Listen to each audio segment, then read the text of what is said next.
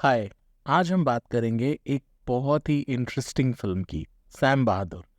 ये film Z5 पे available है, तो ज़रूर वहाँ जाके देखिए। सैम बहादुर विकी कौशल के करियर की एक बड़ी और प्रसिद्ध फिल्म में गिनी जाएगी, क्योंकि उन्होंने सैम मानेकशॉ का रोल प्ले किया, इंडिया के पहले फील्ड मार्शल, 5 स्टार जनरल, और एक ऐसे इंसान जिसको हिस्ट्री ने बहुत इज्जत दी और जिन्होंने देश के लिए बहुत कुछ किया। फिल्म की बात करते हैं। फिल्म में सानिया मल्होत्रा, फातिमा शेख और विकी कौशल 3 मेन किरदार प्ले करते हैं। सैम मानेकशॉ, उनकी वाइफ सिलो और इंदिरा गांधी।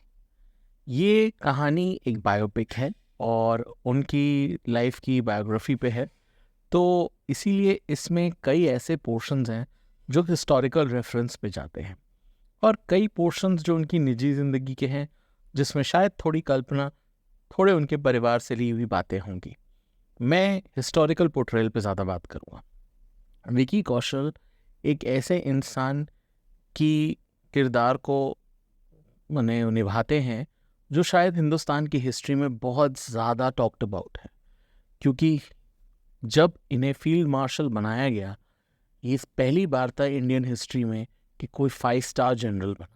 इंदिरा गांधी ने इनको 1 जनवरी को फील्ड मार्शल का खिताब दिया और 15 जनवरी को ये रिटायर कर गए। ये 94 ईयर्स तक पब्लिक सर्विस, पब्लिक लाइफ में आते रहे और ऐसे महान आदमी के किरदार प्ले करना बहुत मुश्किल है। उनके बात करने का तरीका, उनके उठने बैठने का तरीका, क्यों कि सैम मानेकशॉ जब तक अपनी सर्विस में थे, उस समय के लोग आज भी जिंदा हैं, तो वो रिलेट करके बता सकते हैं कि विकी ने काम कैसा किया, क्या नहीं किया।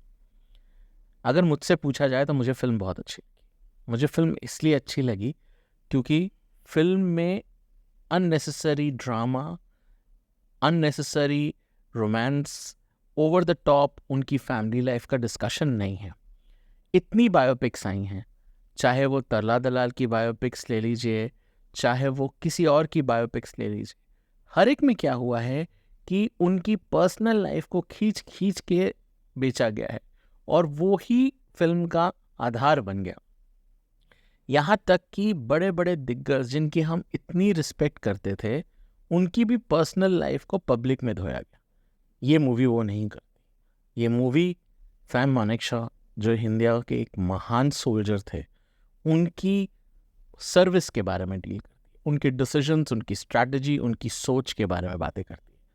उनका इंदिरा गांधी से जो इक्वेशन था, जिसे लव हेट रिलेशनशिप कहा जाए, क्योंकि वो पहले इंसान थे जो मिसेस गांधी को मना कर चुके थे किसी चीज़ के लिए, और ये हिस्ट्री में भी माना जाता है।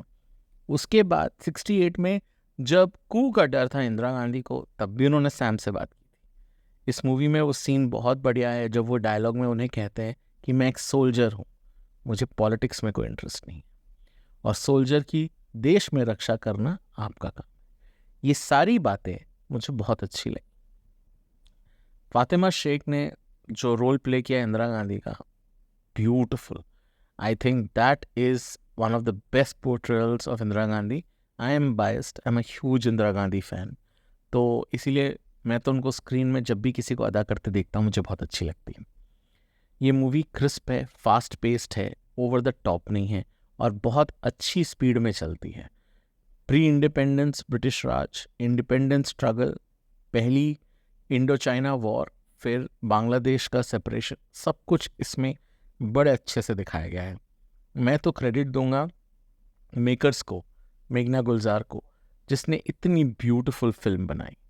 और मैं ज़रूर कहूँगा कि अगर आपको इंडियन हिस्ट्री के बारे में जानना है तो ये फिल्म देखें। आजकल बहुत सारी बातें इंदिरा गांधी के बारे में कही जाती हैं और उन्होंने देश के लिए किया क्या नहीं किया, ये सब फिल्में आपको एक और चीज़ बताएंगी, कुछ ऐसा जो उनके जो चरित्र पे जो कॉन्वर्सेशंस हो रही हैं उससे हटकर है, जो हिस्ट्री में